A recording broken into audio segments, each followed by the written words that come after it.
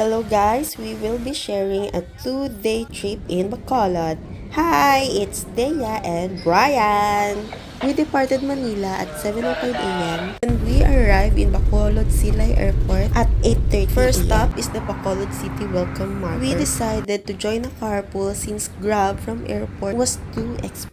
Ang singil sa amin dito ay 300 for 2 dahil ang bababa namin ay malapis lang 10 kilometer away from the airport and dito na lang din kami kumain. At 12 noon, nakarating din kami sa The Dito na namin inubos ang oras namin dahil maulan din naman. It really felt like a princess fairy tale moment.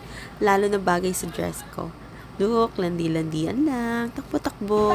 May pa-background music pa pala sa labas. Parang solo namin ang moment dyan kasi yung mga tao nasa loob. Kami namin dito, picture. Ililink ko na lang yung part 2. Part 2 of our Bacolod trip.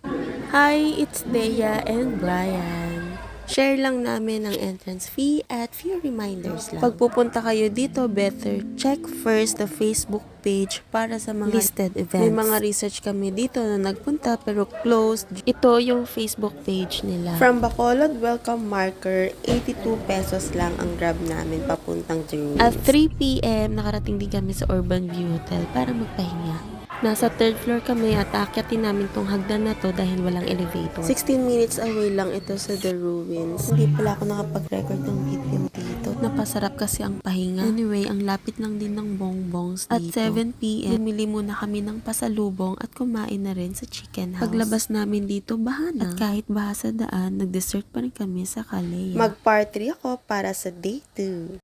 Day 2 in Bacolod. Hi, it's Dea and Brian. At 7:30 a.m. nakapag-early checkout na kami. From hotel, tumawid lang kami dito para mag-commute papuntang Ceres. Ang kapit ng cluster ko dito.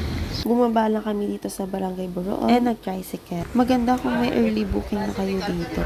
Ito na yung island. While waiting for the other passengers of the boat, kumain muna kami dito sa tabi lang ng ticket. At 10:30, maglalayag na kami. 30 minutes lang ang boat ride. Natagalan lang kami kasi pinuno ng 20. Worth the wait kasi... Ay, ang ganda, no? Mapapasabi ka talaga ng... Huwag muna tayong umuwi.